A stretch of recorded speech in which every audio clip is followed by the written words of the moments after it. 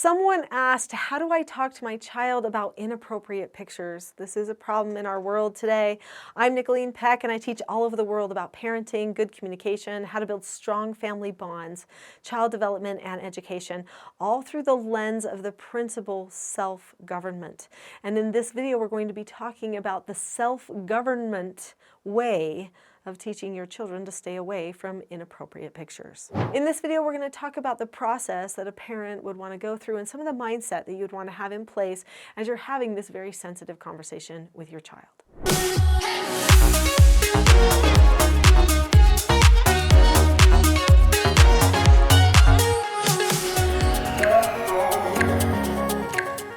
I think it's always a bad day for a parent when they find out that their child has seen something that they wish they would have never seen. But you know what? It's almost inevitable in the world that we live. I hardly know a person who has been alive now for longer than 14 years who has not seen something that they wish they would never have seen and shouldn't have seen. It's kind of sad because, you know, maybe 50 years ago, it was more unusual to see something really bad and naughty. And there was certain programming just for children that parents could actually trust, would probably honor their values and stuff like that. And now we have these insidious characters who are trying to promote addictions and getting our child to, you know, have a lifetime of sexual slavery. And so they're sucking them in at younger and younger ages. And just so you know, the children are seeing these things at school, not just on their friends' phones, but on their actual school Chromebooks and computers. So I know that in my state, where we live, we're taking steps to undo that all the time, to maybe even remove those Chromebooks from the classroom, or at least step it back for when they're little, and then making sure that we're enforcing tons of filters, keyword searches, but we're getting into the databases and wait, how come that's being promoted in a database? There are so many children that see their first graphic sexual image on a school computer at school. And the thing is a lot of them are told to sign a paper that says, I won't look at bad pictures on my school computer. So when something comes up on their school computer, they don't tell anybody. Nobody is even alerted to it, and they're just feeling like, oh no, I did something wrong. But because they signed a thing, they don't want to get in trouble when it came up, right? So nobody's telling. So this is a really hard thing. This means that parents do have to teach their children digital citizenship. Here's the thing. I think every state, every country should take efforts to protect children from these attacks that are on them and their innocence. But we also have to teach digital citizenship, so let's talk about that in this video. So you have to talk to your child about inappropriate content and pictures probably earlier than you actually thought. It used to be when I was raising some of my older children that I didn't think about talking to them about inappropriate pictures and those types of things until they hit maybe like 12. And then it moved to, no, now I better talk to them about it when they're about like 8, right? Because now they're going to see it even sooner, and it's everywhere. It's at the grocery store, at the checkout, it's all over the place. And how do we teach them about this modesty and what we will and we won't see and why? And so it's important that you pre-teach or pre-talk about inappropriate pictures with your children before they ever see them, if at all possible. And this is going to be started really young, so when they're really young, you're going to talk to them about their bodies. And you're going to say, you have a very special body and nobody gets to see your body. And, you know, we cover your body up after you get out of the bath. We put a towel on until we go and put our clothes on, and we don't run around without our clothes on and our towel on. And so we're always keeping our body modest and protected because we don't show it to other people, right? And so we keep that because our body is special. Our body is sacred. Our body is not something that we should just show to other people for fun. It's not a play toy, right? So we tell them that when they're really little. Okay, now later, and when they're a little older and we're going to talk to them about pictures they might see or encounter or people might show them, now we're going to bring up that old teaching that they've had all the way along. And hey, remember about our bodies? And now we're going to take the opportunity to talk about boundaries and stuff related with not just our bodies and who can see them, which was already taught, but now we're going to pre-teach what we're going to look at with other people's bodies. We're not going to look at their bodies. Their bodies are private. Their bodies are special and they're sacred for them, and they're not meant for us to look at either.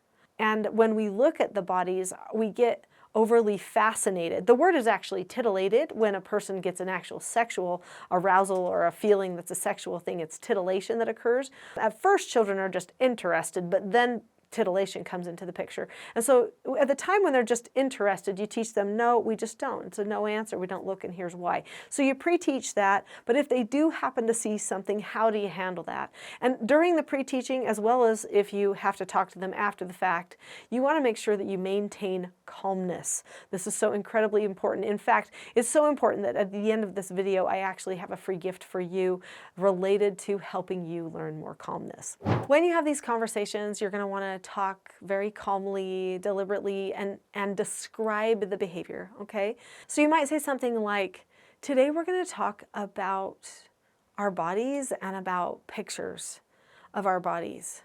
Some people put pictures of bodies out there for people to see, and they do that to make money off of somebody's body.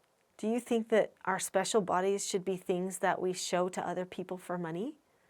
And no, I don't. So I'm really calm. I'm describing the situation that might happen. I'm giving them the why of it too. Why would they even do that?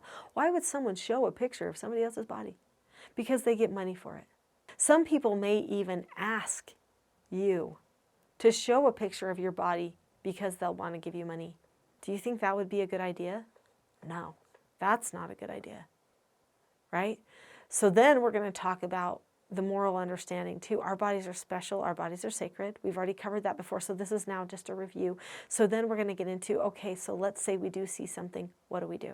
So as soon as you see something, you would tell them, you turn your eyes away. You close your eyes, you turn your eyes away, and you say a phrase. What phrase are we going to say? We might say something like, that's not for me, or I don't look at that stuff. That's bad for me. So I close my eyes, I turn away. That's bad for me. I don't look at that stuff. Then I'm going to tell myself what to do. So now I've turned myself away, my eyes are closed. I told myself a statement about why I'm not going to look at it, because that helps me not turn back and look at it, okay? Then I say, I'm going to go get mom, or I'm going to go get dad. So now they come and get you. They leave whatever picture it is right there. And they come and get you, and then you come back and take a look at it. And you say, yep, you did just the right thing. You praise them now for coming to tell you. And you say, I don't know how we access that on here. I am so glad to find out that this can be accessed on here. We're going to fix that for you. This is not okay, right? And you let them know you're going to keep them safe from this, that they did the right thing. Also, make sure as a parent, here's just a little side note, don't ever look at anything or watch anything on a TV that you would not want them to watch. If you sit there and you watch it and you don't say anything about it right in front of them, you are showing them that it is okay. And if you watch stuff that you won't let them watch, then you're telling them that it's okay to look at bodies sometime, some other time. So keep that in mind. Your own modesty with looking at bodies is going to be a big example to your children. So let's say that your child saw the inappropriate picture. You've done the training ahead of time, and they're going to come and tell you. So after they come and tell you, they close their eyes, they say their statement, they tell themselves, go tell mom, and then they come and they bring you back. Now what do? You praise them. It's really important that you tell them, this is what you did. This is why it was such a good thing. I know you're going to be able to do this more in the future too. That's really mature. That's so strong of you to self-govern yourself, high five, and you tell them what a great job they did and prepare them to do it again in the future should the need arise. But what happens if they see the picture and they didn't have the training? So maybe you're looking at this because your child has already seen a picture. So now what do?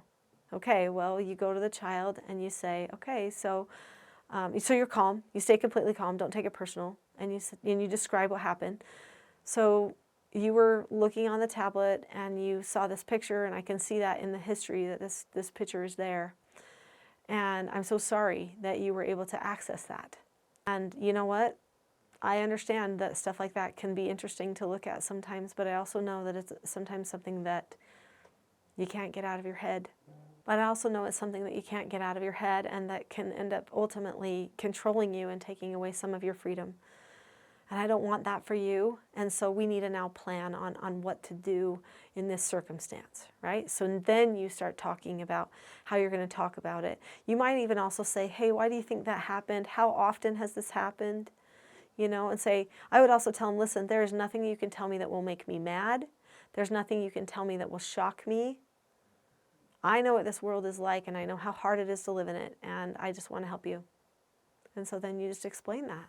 And hopefully they'll be able to open up to you, and you can make a plan for how to make sure that you're always with them, and that if they ever do see something, that they'll know exactly what to do. They'll leave that picture sitting there on the couch, on the floor, wherever it is, and they will come and find you. I mean, maybe have them turn it over so nobody else sees it, but you know, there you go.